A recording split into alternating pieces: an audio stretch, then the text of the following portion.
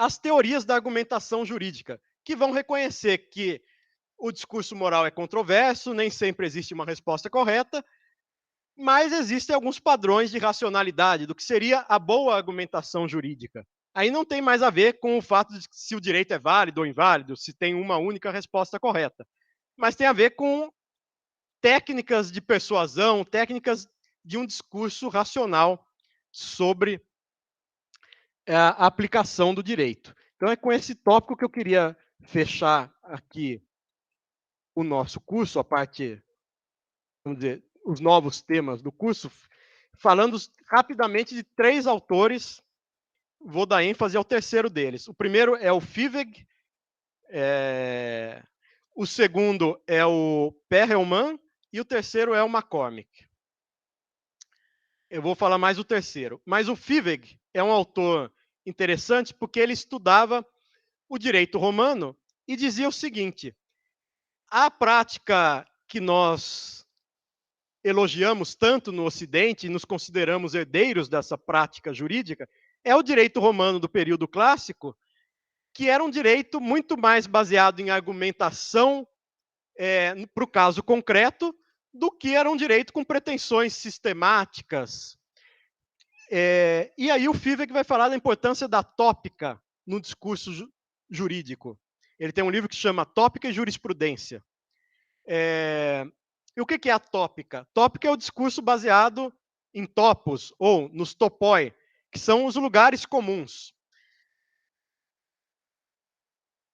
Com isso, o Fiveg queria dizer o seguinte: o discurso jurídico não tem acesso a técnicas lógicas, formais, muito sofisticadas. É um discurso baseado especialmente em lugares comuns, em máximas, em frases, em bordões, vamos dizer, que são passados pela tradição jurídica e que não tem uma precisão lógica muito grande.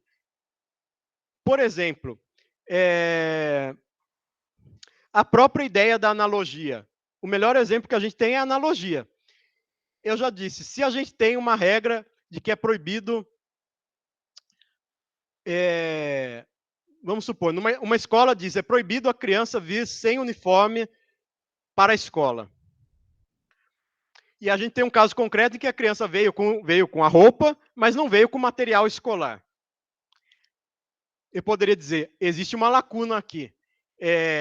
Eu não devo deixar a criança assistir a aula com a roupa, mas sem o material escolar, ou devo? Se eu fizer uma analogia, eu diria, assim como é proibido a criança assistir a aula sem estar devidamente trajada, implica que também a criança não pode assistir a aula se ela não tiver com o material, com o caderno, com o livro exigido. Ou eu posso fazer um raciocínio a contrário senso, para dizer, a escola só proíbe a criança que não tiver com a roupa, com o uniforme, de assistir a aula. Mas ela pode assistir a aula sem estar com o material escolar exigido. Bom, essa é a falha da analogia. A analogia é um raciocínio em que você pode aplicar a mesma consequência de um caso regrado para o caso que não está regrado, ou você pode aplicar a consequência oposta, do tipo, o que não está proibido está permitido. Então, o direito se baseia muito nesse tipo de argumentação que não é precisa do ponto de vista da lógica formal, que pode justificar soluções contrárias. Então, queria dar aqui alguns exemplos. 8 exemplos de argumentos típicos no direito. Primeiro, o argumento da redução ao absurdo. Se eu quero defender uma interpretação literal de uma regra, eu posso começar a atribuir finalidades àquela regra que vão distorcendo o sentido da regra até chegar a casos que ninguém poderia admitir aquela interpretação, e aí eu vou dizer, por isso que a gente tem que interpretar exatamente a letra da regra, do tipo, a discussão que vem sendo feita no Brasil sobre a proibição, enfim, a criminalização do porte de qualquer quantidade de drogas. Eu poderia defender uma interpretação literal que diga o juiz deve punir, deve mandar prender quem estiver portando qualquer quantidade de drogas. se eu for fazer um juízo no caso concreto para ver se o cidadão é traficante ou é meramente usuário, isso vai implicar que eu não reconheça que muitas vezes o próprio tráfico de drogas usa transporte, usa aviõezinhos que transportam pequenas quantidades de droga, portanto, essa análise só da quantidade de droga não me levaria a uma distinção clara entre quem é usuário e quem é traficante, e eu devo, então, criminalizar todos que estão portando qualquer quantidade de droga. Quer dizer, eu chego a uma consequência que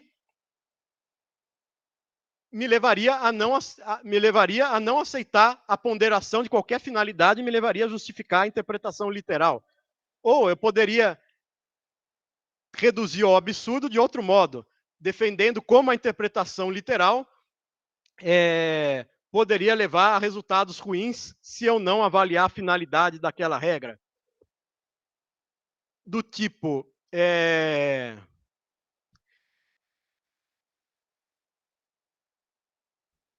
proibido a presença de animais neste condomínio. Bom, mas se eu for interpretar muito literalmente, o ser humano é um animal, então eu tenho que deixar o imóvel desabitado.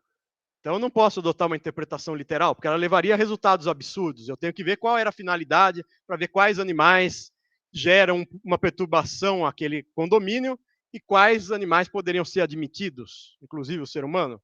Enfim, não tem lógico formal para defender um ou outro resultado. Eu faço o argumento da redução ao absurdo. Outro argumento importante no direito, o argumento de autoridade.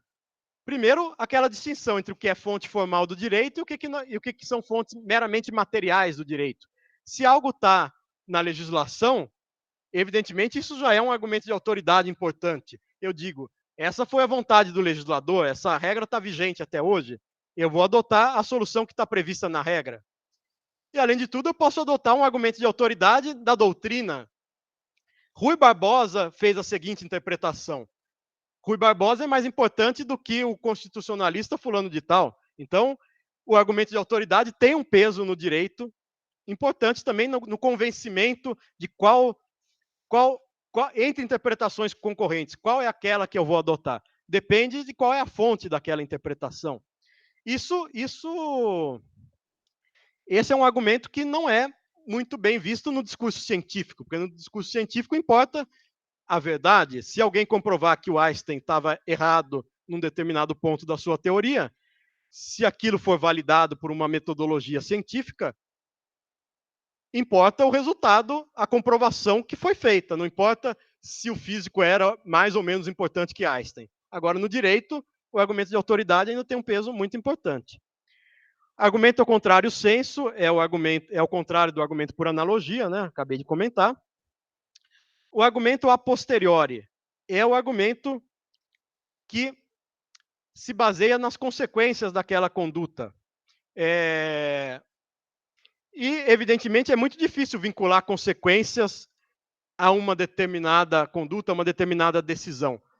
As consequências são imprevisíveis, mas você pode trazer algum dado de que, se você deixar de criminalizar certas condutas, talvez essas condutas se espalhem pela sociedade e gerem um grave prejuízo à ordem social, e, portanto, é melhor manter a criminalização mais rígida dessas determinadas ações. Enfim, é o argumento que apela para as consequências, mas é difícil ter uma demonstração cabal das consequências, de modo que o direito muitas vezes fala de consequências só para esse efeito retórico, sem conseguir comprová-las. Mas é um argumento que persuade, que tem o seu poder aí de convencimento. O outro é o argumento exemplar. Você dá alguns exemplos. Bom, mas num caso específico, essa regra foi interpretada e gerou tal situação. Então, eu não devo mais interpretar a regra dessa forma. Mais uma vez, é um argumento que não tem muito peso científico, porque a ciência teria que fazer uma comprovação estatística, selecionar bem quais são as populações pesquisadas. Um exemplo só não é algo importante para a ciência. É aquilo que os economistas chamam de evidência anedótica. Bom, teve um caso em que isso gerou determinado problema, mas eu não tenho uma comprovação cabal analisando dados suficientes para chegar a uma conclusão. Só falei de um exemplo. No direito é importante. Argumento por hipótese. Do tipo, mesmo que essa conduta fosse legal, ela seria inconstitucional. Mesmo que ela fosse uma conduta aceita nos parâmetros do Código Penal ou do Código Civil, ela seria contrária a um determinado princípio constitucional. O argumento por hipótese é o que os advogados muitas vezes fazem quando eles formulam pedidos subsidiários para o juiz.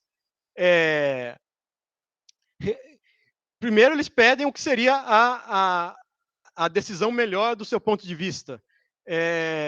Peço a absolvição do réu. O pedido subsidiário vai ser, mesmo que ele não seja absolvido, que ele não seja condenado à prisão, mas que a pena seja comutada por serviços prestados à comunidade. Quer dizer, você vai adotando argumentos por hipótese. Se ele vier a ser condenado, que a pena seja a menor possível. Mas o meu pedido principal é que ele não seja condenado. Outro tipo de argumento, o argumento ad hominem ou ad personam, que é aquele argumento que tenta desqualificar, seria o oposto do argumento por autoridade, né? É aquele argumento que tenta desqualificar um raciocínio fazendo referência ao seu autor.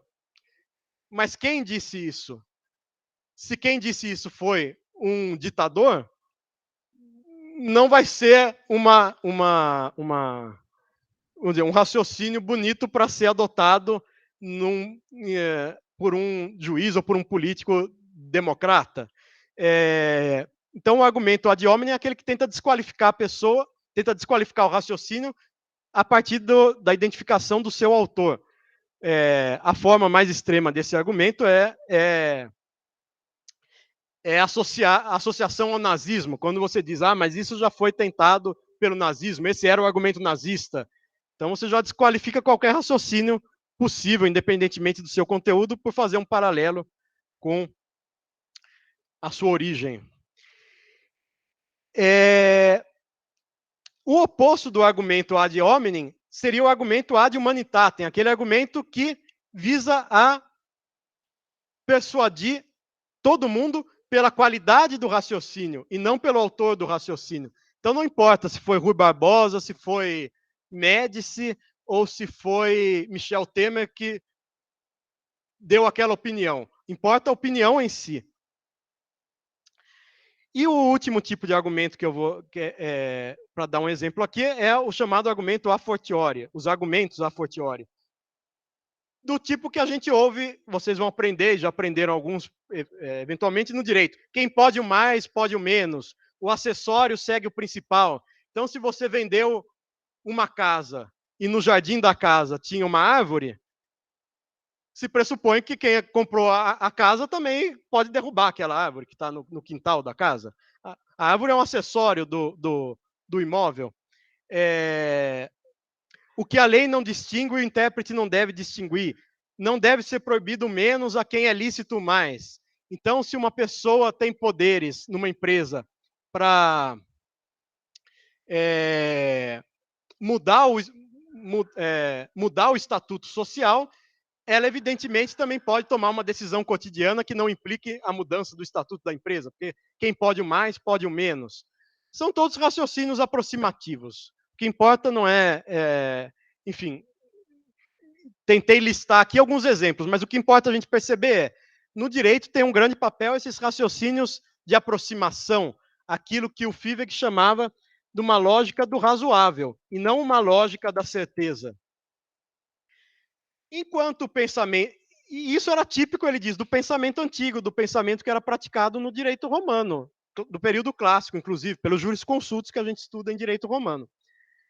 Enquanto o pensamento sistemático foi aquele típico da Idade Moderna, que inclusive tentou sistematizar o direito romano, que influenciou os legisladores, os iluministas, que procuravam construir grandes sistemas lógicos, grandes teorias do direito natural. Mas o que o Fiveg estava propondo era justamente um certo retorno a essa prática do direito baseada em raciocínios aproximativos que vão convencer alguém a partir de uma disputa retórica de argumentos. Então, esse era o ponto que eu queria destacar quanto ao Fivig. Quanto ao Perelman, o Perelman tem um livro muito interessante que chama Tratado de Argumentação, a Nova Retórica.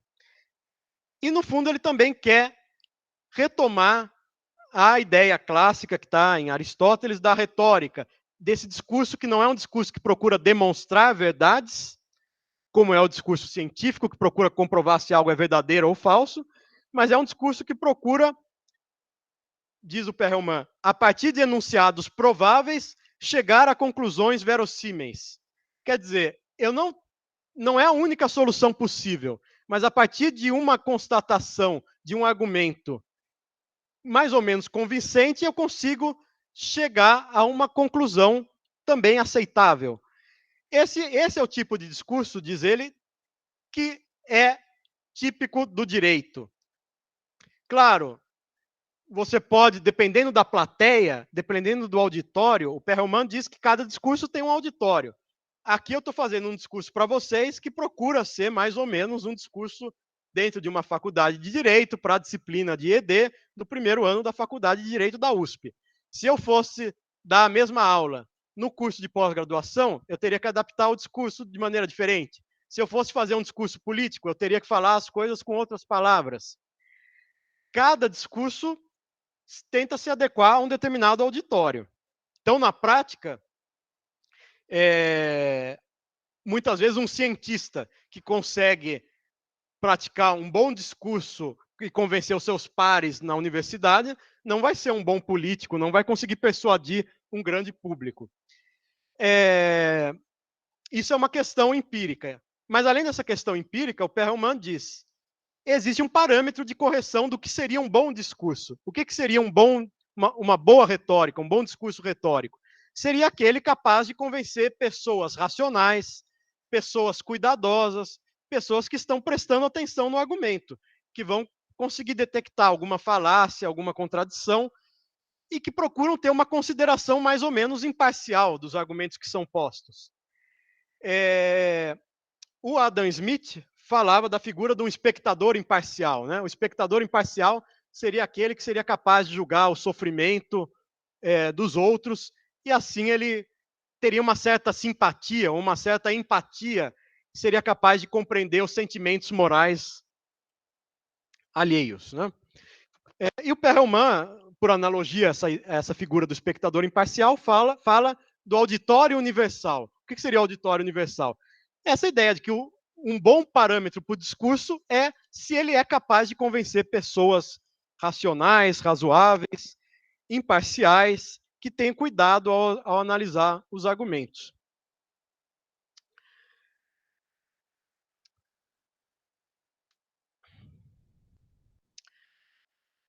Com essas duas ideias, a ideia do Fivig, de que o discurso jurídico se baseia muito em lugares comuns, na tópica, em argumentos, em raciocínios que não são puramente precisos do ponto de vista da lógica formal, mas que levam a uma certa persuasão.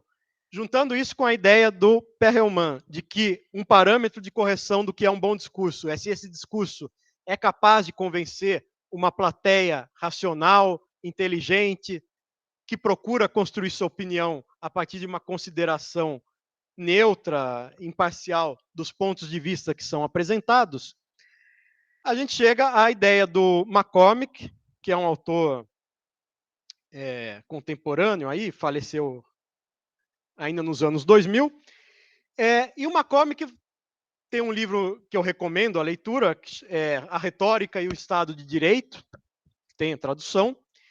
E o ponto de vista do McCormick é interessante porque ele vai reconhecer certas verdades, vamos dizer, que estavam no discurso formalista do direito, e certas verdades que estão também no discurso realista ou antiformalista. Uma primeira verdade, essa busca do caráter sistemático.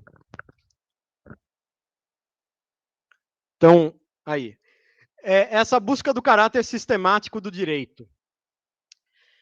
diz o McCormick, o direito, na moral, você pode fazer argumentos muito voltados para o caso concreto. Agora, a pretensão do Estado de Direito é de que você tem que tratar de maneira igual casos iguais, para conseguir tratar as pessoas de maneira isonômica. Portanto, o Estado de Direito implica um certo compromisso com a sistematicidade. Não que você tenha que formular uma teoria abrangente, uma unidade de valor moral sobre qual é a interpretação moralmente correta de toda aquela ordem jurídica. Mas o fato é, num caso concreto, um juiz tem que supor que o fundamento da sua decisão seja um fundamento que ele conseguiria formular em termos que ele poderia aplicar a casos semelhantes. Já vou falar mais disso. O McCormick vai dizer, mesmo que um juiz ou um advogado não exponha o seu argumento na maneira de um silogismo, seria possível reconstruir esses argumentos na maneira de um silogismo. E a partir do momento que você coloca os argumentos nessa formulação silogística, tem algum papel o raciocínio dedutivo. Então vamos pensar o seguinte: o que é um silogismo? O silogismo é uma estrutura de raciocínio, né? Daquele tipo, todo homem é mortal, Sócrates é homem, a única conclusão que eu posso deduzir é que Sócrates é mortal. No campo do direito, os silogismos são hipotéticos, quer dizer, a premissa maior do silogismo é uma regra. Eventualmente eu tenho que aplicar um princípio, mas para aplicar um princípio no caso concreto, já dizia o próprio Alex, eu tenho que chegar à formulação de uma regra. Qual é a hipótese, quais são as exceções, quais são as consequências. Então, basicamente, a premissa maior de um argumento jurídico é: se algo acontecer, então determinadas consequências devem ser imputadas. Se alguém deixar de cumprir um contrato, deve pagar determinado valor de indenização.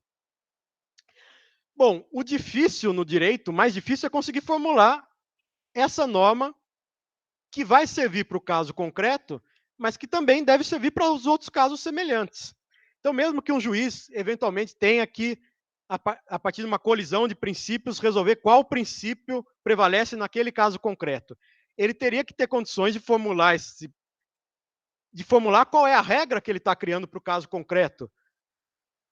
Por exemplo, existe um conflito entre liberdade de expressão e vida privada, no caso das biografias não autorizadas de pessoas públicas. E vamos supor que o STF arbitrou essa colisão entre liberdade de expressão e vida privada da seguinte forma: são permitidas biografias independentes da autorização da pessoa biografada, desde que assegurado o direito à indenização por danos morais. Aí eu tenho uma regra que já definiu qual é a hipótese em que vai ser permitida a biografia, quando ela não é permitida. Nesse caso, ela é sempre permitida para pessoas públicas, mas a consequência é, se for cometido algum dano moral, o argumento da liberdade de expressão não vai servir para evitar a imposição de uma indenização desses danos morais. Enfim, a ideia do McCormick é como que o direito vai universalizar os argumentos. Seria possível, aliás, o ideal seria que os juízes, os advogados, sempre formulassem os seus argumentos dessa maneira clara. Mas mesmo que isso não esteja dessa forma no texto de uma petição ou de uma sentença, a gente poderia reconstruir essas sentenças tentando buscar qual é a formulação, qual é a regra, qual foi o fundamento da decisão e formulando esse fundamento da decisão na forma de uma hipótese de uma consequência. Essa seria a premissa maior de um silogismo jurídico. A premissa menor seriam os fatos comprovados. E aí é verdade, quando você consegue formular uma premissa maior e consegue formular a premissa menor, quando você chega a qual é o fundamento da decisão que seria replicável para todos os outros casos. Ainda que especificando muito bem quais são as exceções, quais são as consequências. Por mais específico que seja, esse fundamento, essa regra, seria uma regra universalizável. Isso é importante para o direito. Então, isso daria um caráter sistemático para o direito. A ideia é, num Estado de Direito, todo fundamento de uma decisão judicial teria que ser uma regra universalizável, teria que ser um fundamento de decisão que eu consigo muito bem determinar quando ele seria ou quando ele não seria aplicável a um caso futuro. Isso é difícil de ser formulado. Para isso tem o papel, todos aqueles argumentos que a gente acabou de ver, o argumento por analogia, o argumento que apela às consequências, todos esses argumentos ajudam a definir qual vai ser a formulação da regra. Mas a partir do momento que eu tenho a formulação da regra e eu tenho a comprovação dos fatos, evidentemente o raciocínio jurídico é dedutivo. Você só pode chegar a determinadas consequências lógicas a partir de uma determinada premissa maior e premissa menor. Então essa é a parte em que o McCormick vai dizer, aqui tem razão os formalistas, é verdade que é possível reconstruir o raciocínio jurídico à maneira de um silogismo e que, a partir do momento que você tem a definição das premissas, o raciocínio é dedutivo. Agora, para formular as premissas, o raciocínio não é puramente lógico-dedutivo. É um raciocínio que envolve todas aquelas imprecisões que a gente acabou de ver nos argumentos típicos do direito.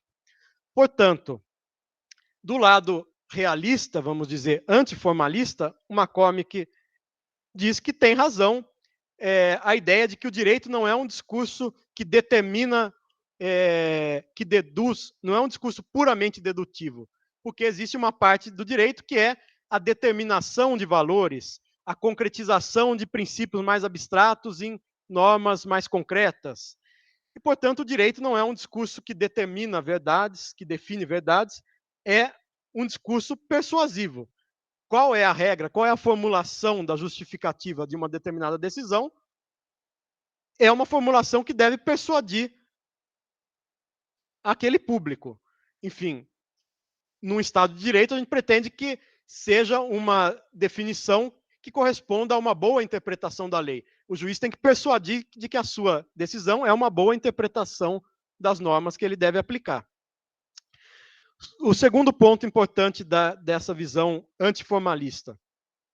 É verdade que a definição das regras, a formulação literal das regras, não é algo definitivo, inexorável, porque existe a questão da derrotabilidade.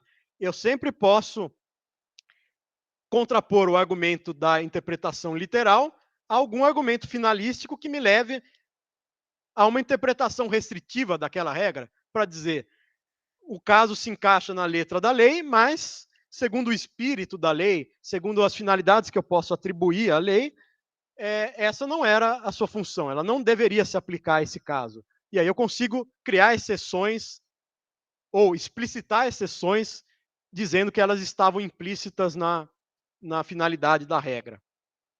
Portanto, existe uma margem além da mera interpretação literal. E, em terceiro lugar, o McCormick fala da importância das consequências. Mais uma vez, o McCormick não faz, para ele não é importante a distinção entre princípios e políticas. Ele diz, sempre que você está aplicando uma norma, fazendo um juízo finalístico, é importante analisar dois tipos de consequências. As consequências jurídicas, as implicações jurídicas, e as consequências comportamentais mais próximas. Então, o juiz não tem a obrigação de fazer um estudo estatístico de qual é toda a cadeia de consequências que pode ser desencadeada a partir da sua decisão. Agora, ele tem a obrigação de tomar uma decisão tendo em vista quais são as consequências mais prováveis, mais próximas diretamente de uma ou outra decisão. Então, para dar alguns exemplos aqui, se foram criados muitos municípios no Brasil desde a Constituição de 88. E, num determinado momento, o STF colocou determinados critérios para a criação de novos municípios. O que fazer com os municípios que aconteceram, que já tinham sido criados sem obedecer esses critérios? O STF teve que pensar nas consequências jurídicas. E aí criar certas regras de transição, ou aceitar que os municípios que tinham sido criados até certa data seriam considerados constituídos de maneira regular, e aqueles que não obedecessem os parâmetros a partir de então, a lei de criação desses municípios, vamos dizer, a lei orgânica seria considerada inconstitucional. Bom, o STF estava considerando as implicações jurídicas. Isso é importante numa decisão judicial. De outro lado, considerar as consequências comportamentais. Se o STF vier a decidir que o porte de drogas até certa quantidade não vai ser criminalizado, ele tem que ter ele não pode tomar essa decisão só interpretando as palavras da lei, da Constituição. Ele tem que ter o mínimo de noção do que isso vai repercutir em termos do comportamento social, se isso vai aumentar ou não a circulação das drogas, se vai ajudar a segurança pública ou não. Quer dizer, os juízes têm a responsabilidade, devem ter a responsabilidade de considerar as consequências mais próximas. Agora, não tem a obrigação de considerar aquelas consequências mais remotas da sua decisão, porque o STF tomou uma decisão há 10 anos, algo aconteceu 20 anos, algo vai acontecer daqui 20 anos que tem uma ligação com aquela decisão, uma ligação remota com aquela decisão que foi tomada pelo tribunal.